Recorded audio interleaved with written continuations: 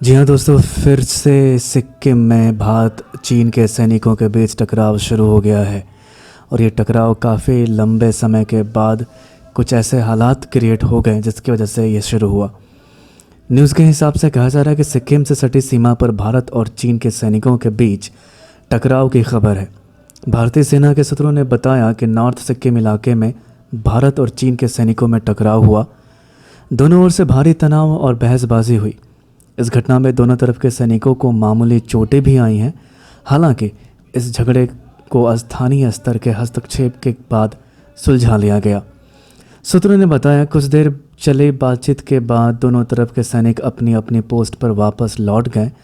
सेना के सूत्रों ने बताया कि सीमा विवाद के चलते सैनिकों के बीच ऐसे छोटे मोटे विवाद अक्सर होते रहते हैं। सूत्रों की माने तो लंबे समय बाद नॉर्थ सिक्किम इलाके में भारत और चीन के सैनिकों के बीच ऐसे तनाव देखने को मिला।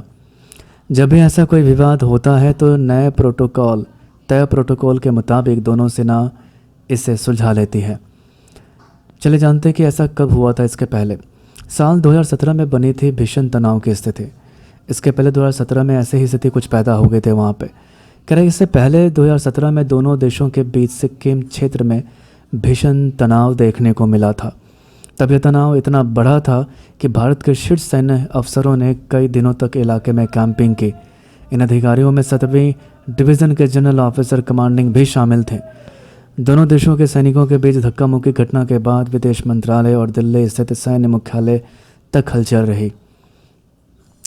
क्या वजह है आखिर ऐसे घटनाओं का, बार बार ऐसी हाथापाई होने का और भारतीय सैनिकों के साथ चीन का ऐसा व्यवहार? इसके अगर विवाद की बात करें तो सिक्किम में जो विवाद है इसके लिए जो बड़ी वजह है वो ये है कि दरअसल चीन सेना इस इलाके में सड़क निर्माण करने की कोशिश कर रही है। चीन पहले से ही सामरिक लिहाज से बेहद अहम माने जाने वाले चुम्बी घाटी इलाके में सड़क बना चुका है, जिसे वह और विस्तार देने की कोशिश कर रहा है।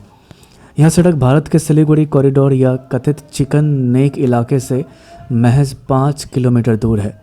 यह सिलीगुड़ी कॉरिडोर ही भारत को नॉर्थ ईस्ट के राज्यों से जोड़ता है। इसी कारण से भारतीय सैनिकों और चीनी सेना के बीच अक्सर टकराव होते रहता है। साल 2017 में भी टकराव की स्थिति यही वजह थी जब PLA के जवानों को विवादित इलाके में निर्माण कार्य करने से भारतीय सैनिकों ने रोक दिया था। और ऐसा नहीं है कि यह पहली बार हुआ है। चीन के साथ चीन युद्ध के बाद ही ऐसा होते रहा है। जब चीन ने कुछ भारतीय क्षेत्रों पर कब्जा कर लिया था उसके बाद से ही जो सीमा विवाद है वो बहुत पुराना है। कह रहा है कि भारत का चीन के साथ सीमा विवाद लंबे समय से चला आ रहा है। अक्सर चीनी सैनिक भारतीय सीमा में घुसपैठ करने की कोशिश करते हैं। हालांकि भारतीय सैनिकों की सतर्कता की वजह से वो इसमें कामयाब नहीं हो पाते और इस वजह से सीमा पर ही दोनों में टकराव की स्थिति पैदा हो जाती है। भारत और चीन के बीच 4000 किलोमीटर से अधिक लंबी वास्तविक नियंत्रण रेखा LAC 3 सेक्टरों पूर्वी, मध्य और पश्चिमी सेक्टर में बटी है। पूर्वी सेक्टर में अरुणाचल प्रदेश का इलाका पड़ता है, जिसके 90,000 वर्ग किलोमीटर इलाके पर चीन अपना कब्जा बताता है। मध्य सेक्टर में उत्तराखंड, हिमाचल और सिक्किम है। इस इलाके में भी उत्तराखंड के बाराहोती क्षेत्र पर चीन दावा करता है। पश्चिमी सेक्टर में लद्दाख और अक्साई चीन का इलाका है।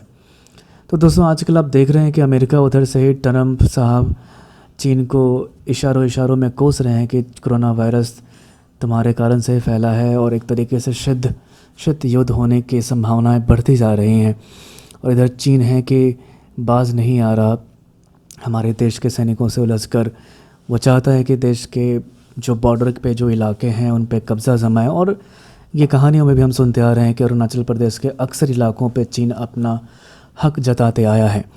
दोस्तों, इस विकट स्थिति में जब कोरोना वायरस के कारण पूरा लॉकडाउन हो रखा है उसमें ऐसी घटनाएं हो जाएं। अभी आपने देखा होगा हाल फिलहाल में जो विशाखापट्टनम में गैस त्रासदी हुई है, इसने भोपाल वाली गैस त्रासदी की याद दिला दी है। तो दोस्तों, मुझे उम्मीद है आपको ये ऑडियो आर्टिकल हमारा आज का पसंद आया होगा। ऐसे ही तैयारी करते रहिए। BPSC 66 प्रीलिम्स हो या UPPCS हो या UPSC हो, उन सब के लिए परफेक्शन IAS आपके साथ है। मैं साहिल मिश्रा आज के इस ऑडियो आर्टिकल में यहीं समाप्त करता हूँ। जय हिंद दोस्तों।